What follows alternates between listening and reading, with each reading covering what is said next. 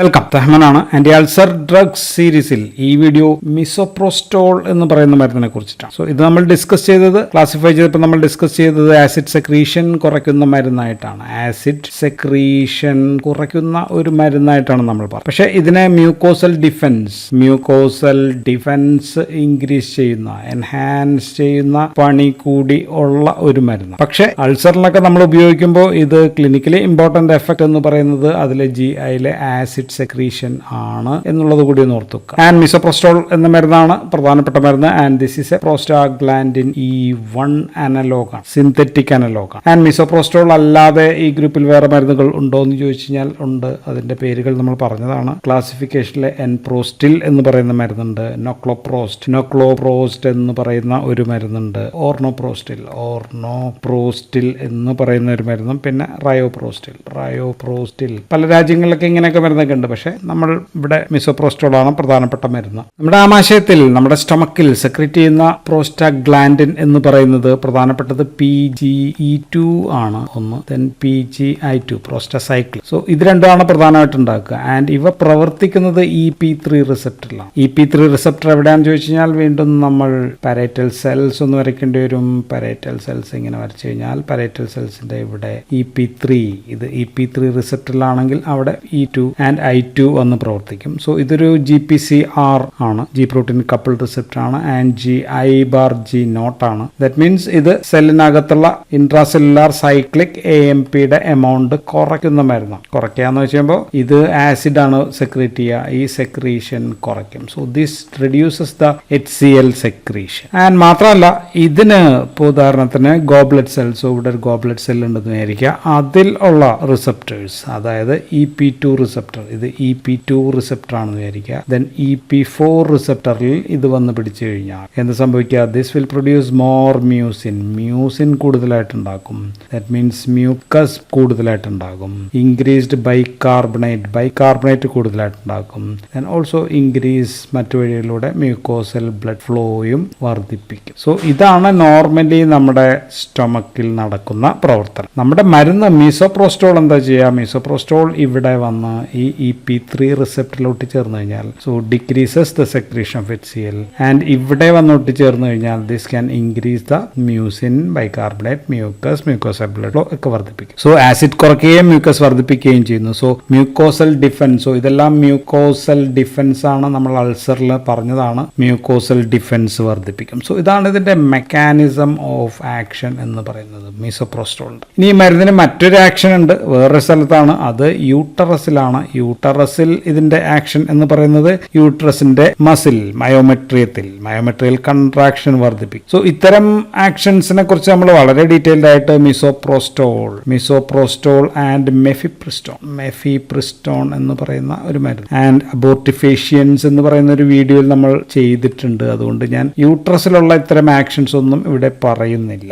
ഇതാണ് ഇതിന്റെ ഒരു പ്രധാനപ്പെട്ട ഒരു യൂസ് ആണ് മിസോപ്രോസ്റ്റോൾ. അബോർട്ടിഫേഷ്യന്റ് ആയിട്ട് മെഡിക്കൽ അബോർഷന് വേണ്ടി ഉപയോഗിക്കുന്ന ഒരു മരുന്ന് കൂടിയാണ് മിസോപ്രോസ്റ്റോൾ. നമ്മൾ ഇവിടെ സംസാരിക്കുന്നത് ആന്റി അൾസർ ആയിട്ടുള്ള മിസോപ്രോസ്റ്റോളിനെ കുറിച്ചിട്ടാണ്. നമ്മൾ അൾസറിന് മരുന്നായിട്ട് കൊടുത്തു കഴിഞ്ഞാൽ മരുന്നിന്റെ ഡോസ് അനുസരിച്ച്, depends upon what dose we give അനുസരിച്ച് ബേസൽ ആസിഡ് സെക്രീഷൻ കുറയ്ക്കും. ബേസൽ ആസിഡ് സെക്രീഷൻ ആണ് കുറയ്ക്കുക. സാധാരണ 100 to 200 മൈക്രോഗ്രാം ആണ്, മില്ലിഗ്രാം അല്ല എന്ന് പ്രത്യേകം ഓർക്കുക. മൈക്രോഗ്രാമിൽ ഏകദേശം ഒരു 85 to 95% ബേസൽ സെക്രീഷൻ നമുക്ക് കുറയ്ക്കാം. ആൻഡ് ഫുഡ് സ്റ്റിമുലേറ്റഡ് സെക്രീഷൻ ആണെങ്കിലോ, ഫുഡ് സ്റ്റിമുലേറ്റഡ് സെക്രീഷൻ ആണെങ്കിൽ നമുക്ക് ഒരു 75 to 80% ആസിഡ് സെക്രീഷൻ നമുക്ക് കുറയ്ക്കും. അപ്പോൾ ഇത് ഉപയോഗിക്കുന്ന ഡോസ് എന്ന് നമ്മൾ പറയുന്നത് സാധാരണ 200 മൈക്രോഗ്രാം ആണ്. മൈക്രോഗ്രാം 4 നേരം കഴിക്കും. കാരണം ഇതിന്റെ ഹാഫ് ലൈഫ് ഒക്കെ കുറവാണ്, 3 to 4 hours ഒക്കെ ഉള്ളൂ. 3 hours അത്രയൊക്കെ ഉള്ളൂ ഇതിന്റെ ആക്ഷൻ കിട്ടുക. അതുകൊണ്ടാണ് നമ്മൾ 4 നേരം കഴിക്കേണ്ടി വരും. ആൻഡ് ഇങ്ങനെ കൊടുത്താലും അൾസർ പെയിൻ പക്ഷേ കുറയാൻ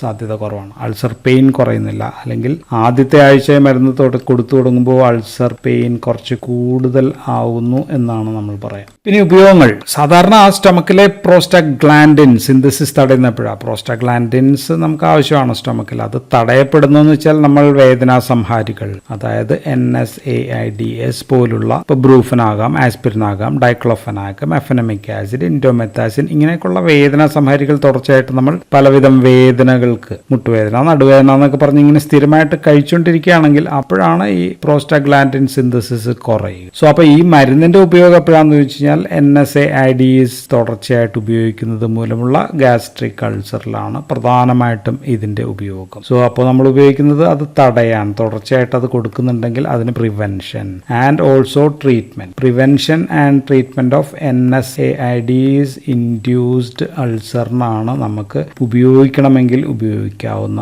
ഏരിയ എന്ന് പറയും. പക്ഷെ അവിടെ ഇപ്പോൾ നമ്മൾ നേരത്തെ പറഞ്ഞു പ്രോട്ടോൺ പമ്പ് ഇൻഹിബിറ്റർ പറഞ്ഞു ഇതാണ് ഇപ്പോഴത്തെ ഫസ്റ്റ് ലൈൻ മരുന്ന്. ഇതല്ല ഇതിന്റെ ഫസ്റ്റ് ലൈൻ, പക്ഷെ ഇതിന് മാത്രമാണ് ഇത് ഉപയോഗിക്കാൻ പറ്റുക. പക്ഷെ ഇപ്പോൾ ഇത്തരം ഉപയോഗം അതുകൊണ്ട് കുറവാണ്. നമ്മൾ ഒമിപ്രസോൾ, ലാൻസോപ്രസോൾ, പാൻറ്റോപ്രസോൾ അങ്ങനെയൊക്കെയുള്ള മരുന്നാണ് ഉപയോഗിക്കുക. ഇനി എച്ച് പൈലോറി മൂലമുള്ള അൾസറിലാണെങ്കിൽ ഇത് മരുന്ന് കൊടുക്കാൻ പറ്റത്തില്ല. ദെൻ ഇൻഫ്ലമേറ്ററി ബവൽ ഡിസീസ് ഉണ്ടെങ്കിലോ, ഇൻഫ്ലമേറ്ററി ബവൽ ഡിസീസസ് അങ്ങനെ എന്തെങ്കിലും ഉണ്ടെങ്കിൽ ഈ മരുന്ന് കൊടുക്കരുത്. കാരണം ഇത് അവിടെ ഇൻഫ്ലമേഷൻ വർദ്ധിപ്പിക്കും. പ്രോസ്റ്റാഗ്ലാൻഡിൻ നമുക്കറിയാം ഇൻഫ്ലമേഷനൊക്കെ ഉണ്ടാക്കാൻ ചാൻസ് ഉള്ളതാണ്. അപ്പോൾ അതുകൊണ്ട് അത് വർദ്ധിപ്പിക്കുകയും ചെയ്യും. അപ്പോൾ മരുന്നിന്റെ adverse effect or side effects or ദോഷഫലങ്ങൾ പറഞ്ഞു കഴിഞ്ഞാൽ ഏറ്റവും പ്രധാനപ്പെട്ട സൈഡ് എഫക്ട്സ് ഡയറിയ, വയറിളക്കമാണ് ഏറ്റവും പ്രധാനപ്പെട്ട സൈഡ് എഫക്ട്. കാരണം പ്രോസ്റ്റാഗ്ലാൻഡിൻ വയറിളക്കം ഉണ്ടാകും. വയറിളക്കം ഉണ്ടാവണമെങ്കിൽ നമ്മുടെ ഇൻറ്റസ്റ്റൈൻ ഭയങ്കരമായിട്ട് മൂവ് ചെയ്യണം. So this can cos abdominal cramps ഉണ്ടാക്കാം. ആൻഡ് ചിലപ്പോൾ ഫീവർ പോലുള്ള പ്രശ്നങ്ങളും ചിലപ്പോൾ ഉണ്ടാക്കിയേക്കാം.